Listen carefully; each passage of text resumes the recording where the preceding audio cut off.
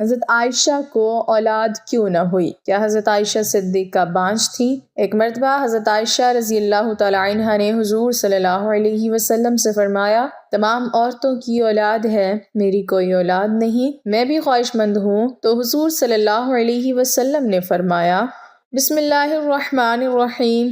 نبی مکرم صلی اللہ علیہ وسلم کے کاشانہ اقدس میں آ کر حضرت عائشہ صدیقہ رضی اللہ تعالی عنہا نے جو کچھ سیکھا وہ آج پوری امت مسلمہ خصوصاً مسلمان عورتوں کے لیے بھلائی اور نجات کا سامان بنا ہوا ہے۔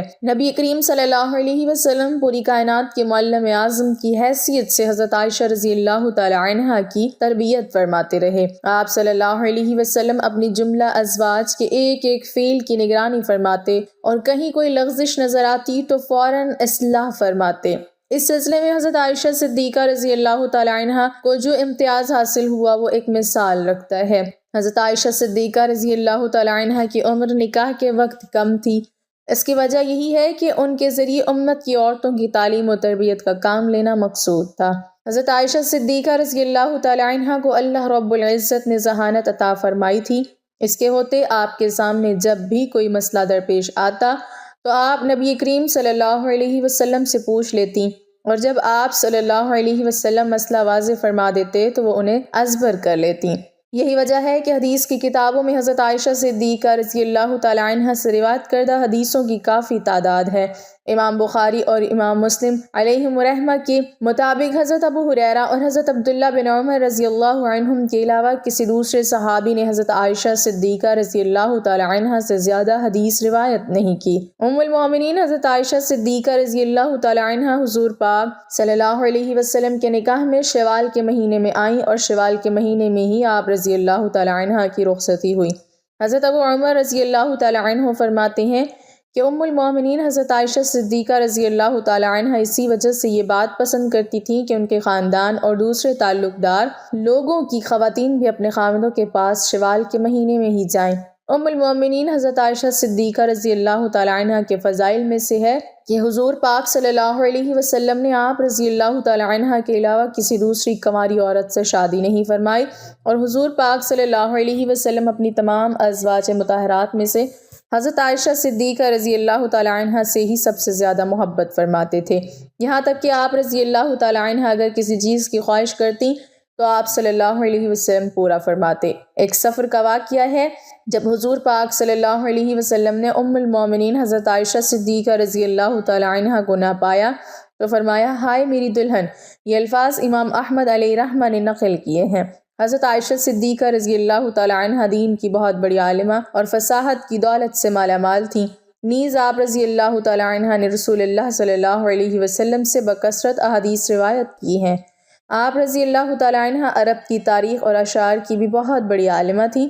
یہی وجہ ہے کہ صحابہ اکرام اور تابعین کی بہت بڑی جماعت نے آپ رضی اللہ تعالی عنہا سے احادیث روایت کی ہیں۔ نبی کریم صلی اللہ علیہ وسلم نے حضرت عائشہ صدیقہ رضی اللہ تعالی عنہا سے کے لیے 2 راتیں مقرر فرما رکھی تھی، ایک ان کی اپنی اور ایک حضرت ام المؤمنین سودا رضی اللہ تعالی عنہا کی، کیونکہ وہ بوڑھی ہو گئی تھی اور انہوں نے اپنی باری بھی حضرت عائشہ صدیقہ رضی اللہ تعالی عنہا کو دے دی تھی۔ یعنی حضرت عائشہ رضی اللہ تعالی عنہا ام المومنین حضرت خدیجہ الکبریٰ رضی اللہ تعالی عنہا کے بعد ازواج میں سے خوش قسمت ترین ہیں کہ جنہوں نے اللہ کے نبی صلی اللہ علیہ وسلم کے ساتھ اتنی زیادہ قربت نصیب فرمائی۔ حضرت عائشہ حضور صلی اللہ علیہ وسلم کی رفاقت میں تقریباً 8 سال اور 5 ماہ رہیں، لیکن اس تمام عرصے میں آپ رضی اللہ تعالی عنہا کے ہاں کوئی اولاد نہ ہوئی۔ جب نبی کریم صلی اللہ علیہ وسلم کے صاحبزادے جناب سیدنا حضرت ابراہیم رضی اللہ تعالی عنہ کی حضرت ماریہ رضی اللہ تعالی عنہا کے بطن اقدس سے پیدائش ہوئی تو حضور صلی اللہ علیہ وسلم کی باقی تمام بیویاں رشک کھانے لگیں اور انہیں یہ بات گراں گزری۔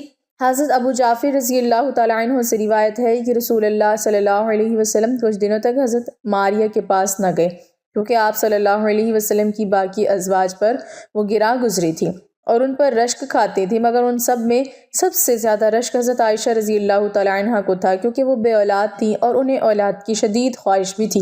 حضرت عائشہ رضی اللہ تعالی عنہا فرماتی ہیں، جب حضرت ابراہیم رضی اللہ تعالی عنہ پیدا ہوئے تو رسول اللہ صلی اللہ علیہ وسلم ان کو لیے میرے پاس آئے اور فرمایا، اے عائشہ، میرے ساتھ اس کی شباہت تو دیکھو، یہ میرے ساتھ کتنا ملتا جلتا ہے۔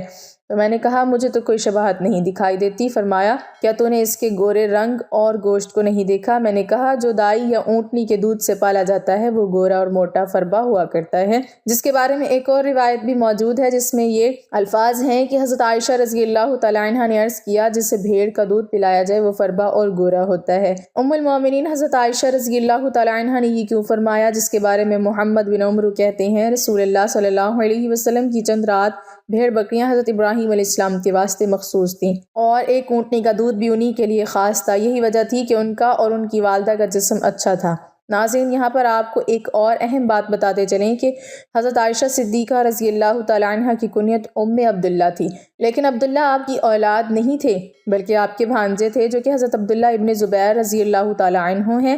جب ان کی ولادت ہوئی تو رسول کریم صلی اللہ علیہ وسلم نے ان کے منہ میں اپنا لعاب شریف رکھا اور حضور پاک صلی اللہ علیہ وسلم نے حضرت عائشہ سے فرمایا یہ عبداللہ ہے اور تم ام عبداللہ ہو۔ حضرت عائشہ رضی اللہ تعالیٰ عنہ فرماتی ہیں اس کے بعد سے ہمیشہ میری کنیت ام عبداللہ ہی رہی جبکہ میری کوئی اولاد نہیں تھی۔ اسی ضمن میں ایک روایت یہ بھی ملتی ہے کہ جتنا عرصہ حضرت عائشہ رضی اللہ تعالیٰ عنہ حضور پاک کے ساتھ رہیں، اس عرصے میں آپ رضی اللہ تعالیٰ عنہ کو ایک حمل بھی ہوا لیکن کچھ عرصے بعد وہ ضائع ہو گیا۔